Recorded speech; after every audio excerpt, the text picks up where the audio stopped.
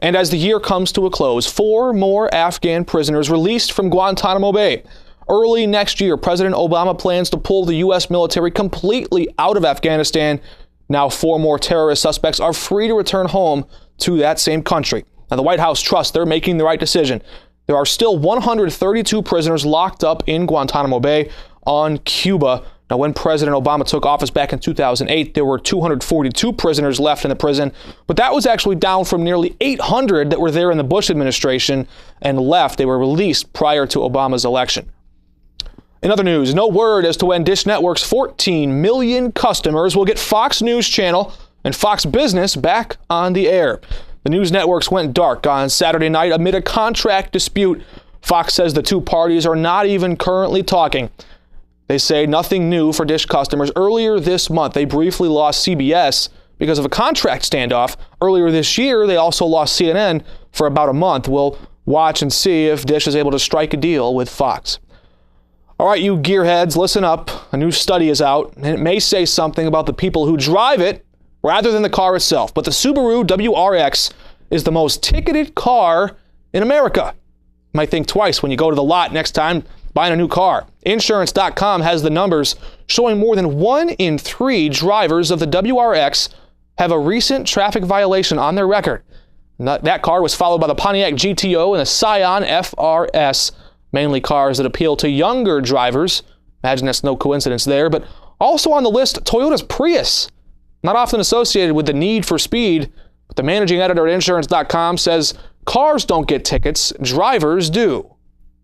Just days before Christmas, and now it's crunch time for package delivery services. It's actually D-Day for UPS and FedEx both. And of course, last year, a disaster for shipping companies, botching deliveries and missing the mark on millions of packages. Well, this time around, they vow they'll be ready. Last year, shipping companies just weren't prepared for the blast of bad weather, the wave of last-minute online orders. It all came together and overwhelmed their operations. This year, FedEx and UPS both say they learned their lesson. They spent millions of dollars and hired thousands of extra workers for the busy season. And now it's all the moment of truth, the big test to see if it all paid off. UPS alone says it will deliver 34 million packages, more than any other day in its history, all in one day. Imagine that. No drones, though. No drones going to drop off your gifts, although that could explain how Santa managed to get it done all these years. Elsewhere, a new development from the Oklahoma prison system. Remember back earlier this year, we reported about several botched executions, prisoners on death row suffering and struggling to stay alive for hours after an executioner had already injected them with lethal drugs. Now the prison chief says they have the right drugs on hand. In a report to federal judge, Department of Corrections Director Robert Patton says they'll mirror the same system used in Florida. It's a process he called humane. That judge is about to decide on the fate of 21 prisoners on death row in Oklahoma, 4 of them scheduled to be put to death early next year. In other news, President Obama about to go toe-to-toe with a man with a badge. The showdown happening in a courtroom. Arizona Sheriff Joe Arpaio has a powerful legal partner on his side in his efforts to block President Obama's executive order that would block deportation for some 5 million illegal immigrants. His powerful sidekick, Larry Klayman, the lawyer, well known.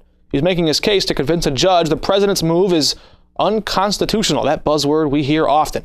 They're going to have a tough audience, though. The federal judge assigned to their case was nominated by President Obama himself. So get that. There's powerful friends on both sides. Well, you've heard the phrase, don't do the crime if you can't do the time.